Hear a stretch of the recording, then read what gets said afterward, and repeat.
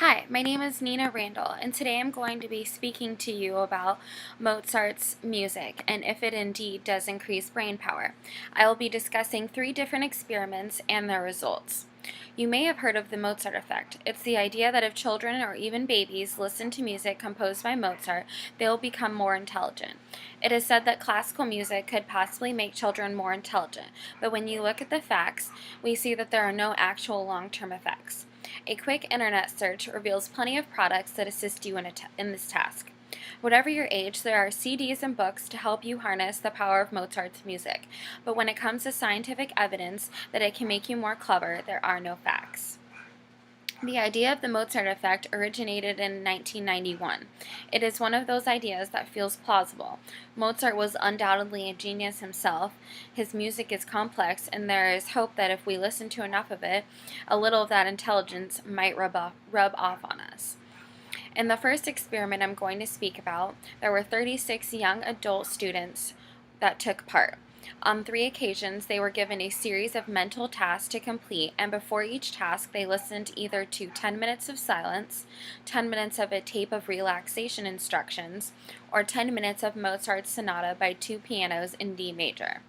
The students who listened to Mozart did better at tasks where they had to create shapes in their minds. For a short time, the students were better at spatial tasks where they had to look at folded up pieces of paper with cuts in them and predict how they would appear when unfolded. But unfortunately, as the authors make clear at the time, this effect lasts for about 15 minutes, so it's hardly going to bring a lifetime of enhancement to intelligence.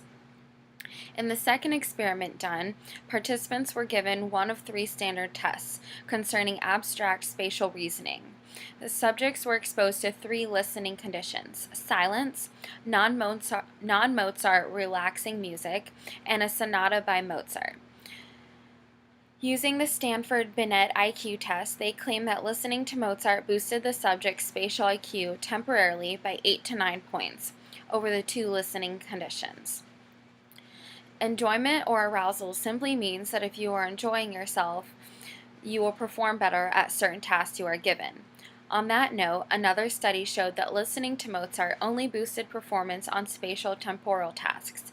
In those subjects who enjoy listening to Mozart, which would explain the seemingly random results various research projects have come up with concerning this issue. To further demonstrate that the cause was enjoyment arousal and not Mozart, the researchers read passages from Stephen King novels to subjects while they performed their tasks. The subjects who enjoyed Stephen King novels showed a boost in their ability to perform the task they were given at the same boost level as the Mozart effect subjects. Those who did not enjoy Stephen King novels showed no boost, similar to those who did not enjoy Mozart's music. In the third experiment, further research by William Ford Thompson, Gabriela Hussein, and Glenn Schellenberg in 2001 also backed up this claim. In their study, they had subjects rate their moods and energy levels while doing the specific spatial tasks. When listening to upbeat Mozart pieces, many of the subjects reported their mood and energy levels increased. These students who reported that increase also scored better during this time. They were also then tested with a more depressing piece of music. Not surprisingly, students' moods and energy levels went down, and so did their results. Once the results were collaborated with mood and energy levels, it was found that if the mood and energy levels, not the music, that the spurring increased results. Thus, it would seem that results are entirely based on whether the subjects enjoy Mozart or whatever it is that they're listening to, whether the music or simply someone reading to them a Stephen King novel. People listen to music every day. Some people do it while getting to work, or doing their homework, or at the gym. Listening to music is an everyday thing, and some people seem to do it in a routine without it they feel like they're working slower or not getting the job done right. But there's people who think that listening to music does not help them. They feel that it is a distraction towards them. Many people have different opinions, but personally, I think that music makes people feel more calmer and more relaxed. It also makes people have a much happier mood. Being in a positive mood helps you get excited and ready to work.